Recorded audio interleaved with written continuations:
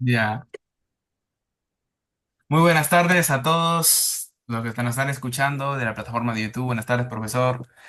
Hoy nos ha tocado como grupo 2 hablar sobre los cambios y permanencias del Perú entre los años 1990, 1930 y 1990. Hoy hablaremos sobre estos cambios y permanencias políticas, económicas y sociales que ocurrieron en el Perú. Durante este tiempo, nuestro país pasó por gobiernos militares y democráticos, crisis económicas y conflictos sociales que influyeron en el Perú actual. Nuestra postura es que estos cambios fueron fundamentales para la conformación del Perú moderno, aunque ciertos problemas persisten hasta hoy. Para analizar este tema, hablaremos sobre la evolución política, los problemas económicos y los cambios sociales más importantes. En el aspecto político, durante el Perú experimentó varios cambios. Hubo golpes de Estado, como el de 1968, que llevó a Juan Velasco Alvarado al poder. Su gobierno implementó la reforma agraria, que distribuyó tierras, pero también generó problemas económicos al debilitar la producción agrícola. Luego, en la década de 1980, la democracia regresó con Fernando Belaúnde y Alan García, pero la crisis política y la violencia interna continuaron.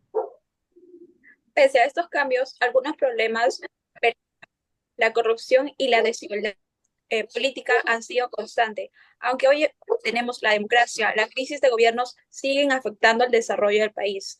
Vemos cómo la desconfianza en los gobernantes se mantiene y la falta de reformas estructurales ha generado una sensación de estancamiento en la política peruana. Esto muestra que, aunque hubo transformaciones, también hay continuidades que aún afectan nuestra realidad. El aspecto económico, la economía del Perú pasó por varias crisis y reformas.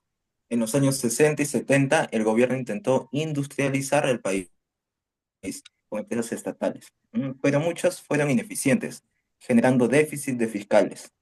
En los 80, la crisis económica se agravió con la hiperinflación y el aumento de la deuda externa.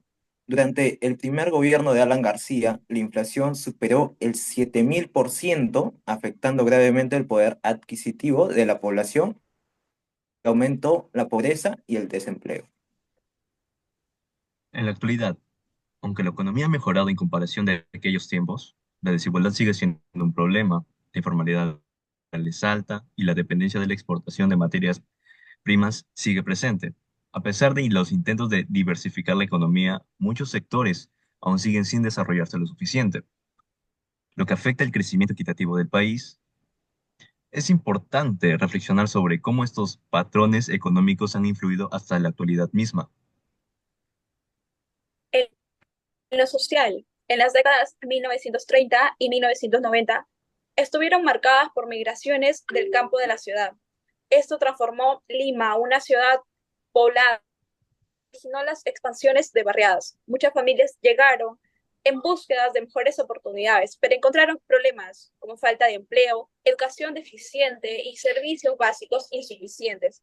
Estas condiciones generaron grandes desigualdades sociales que aún persisten.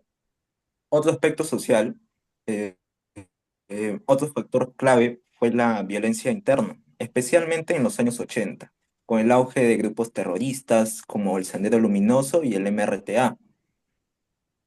Conflicto dejó víctimas y afectó gravemente el desarrollo del país. Aunque hoy el terrorismo ha disimulado sus secuelas, aún se sienten en muchas regiones del país. Además, la desconfianza en las instituciones del Estado y la falta de oportunidades en zonas rurales siguen siendo problemas que se originaron en este periodo.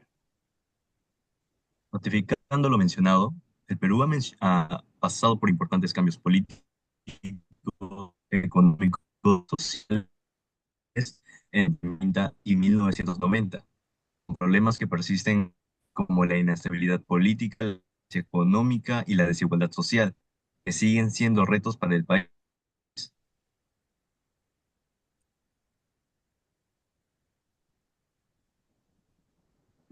Por ello todo, es importante conocer nuestra historia para entender cómo hemos llegado hasta aquí y qué podemos hacer para mejorar.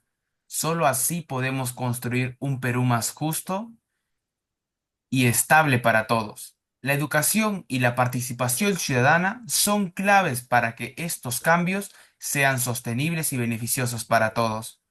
Gracias.